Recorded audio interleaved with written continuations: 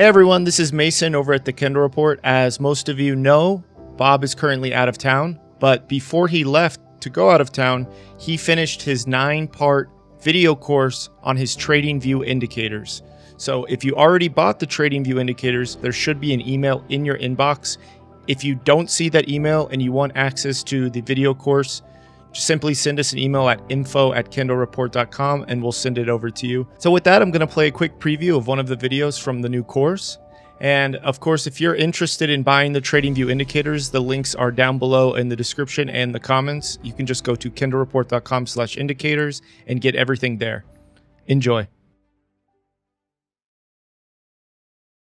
So you see there's quite a few. There's actually linear regressions here. They start from number 4. You'll see on the far right-hand side, they go from length of 4 up to 21. And what they do is there's linear regressions. This is not necessarily a proprietary indicator.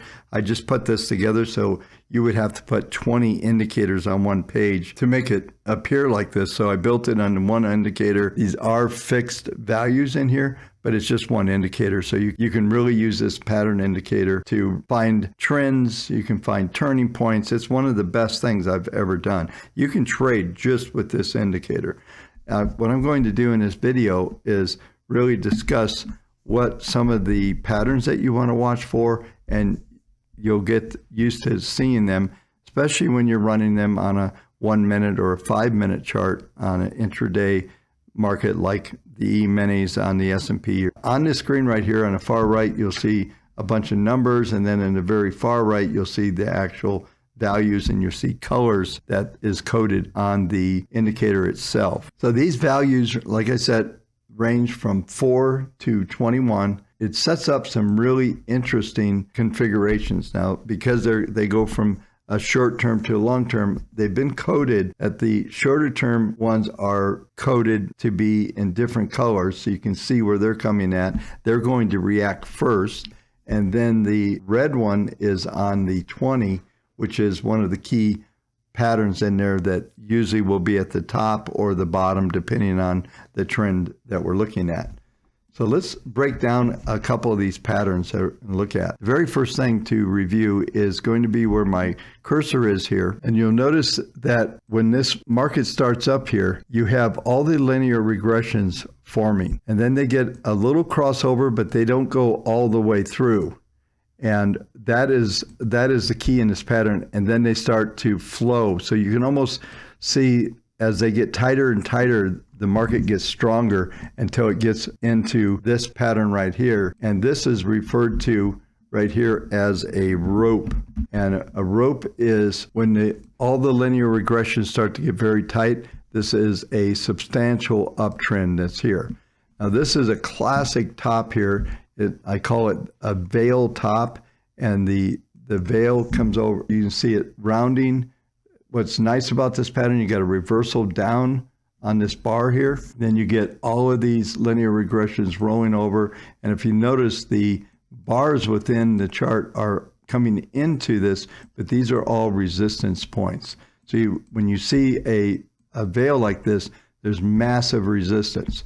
Now we did see some crossovers, and this is significant, except for it never did. Shorter crossovers never got beyond the longest ones. So you'll notice there's a red line here.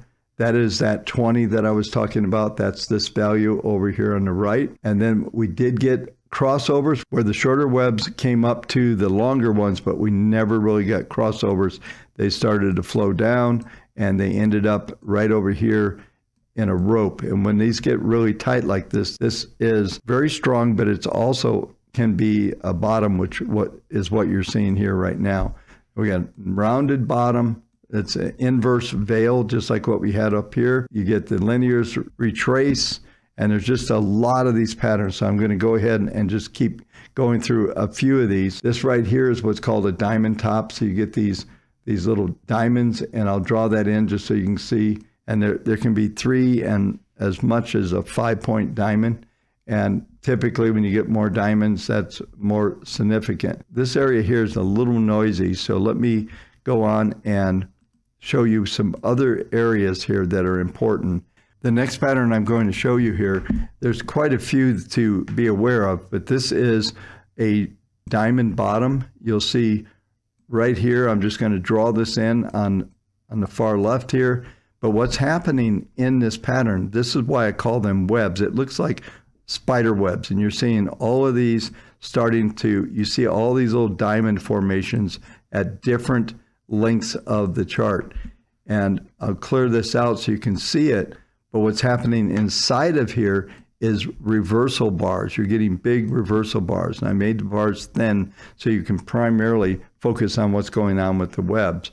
But there's substantial amount of webbing going on here, which typically will tell you that there is a turning point coming. So when we start to see these, show you when we're doing the day trading video with this, that we're actually able to start to see this happening and anticipate one of these vertical moves like this. Now, this is primarily for day trading. You can use it for longer term trading, but for the most part, we use it on a 1 and 5 minute chart. So you'll see once again, here's some webbing, crossovers.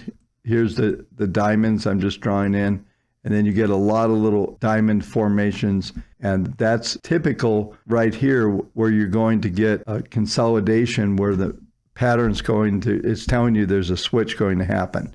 And a lot of times what you're going to see here is that you're going to get a 1, 2, 3 pattern, something like this, and that will be identified by all these webs. So I'll talk to you a little bit more about philosophy. And when you start to see patterns like what we're getting here, this is a noisy area, but it tells you there's consolidation. And then with some of the other tools, when you see us in a day trading environment, we're going to be able, between the PPMs, the fib projection tool, and others, we're going to see exactly what patterns are emerging here.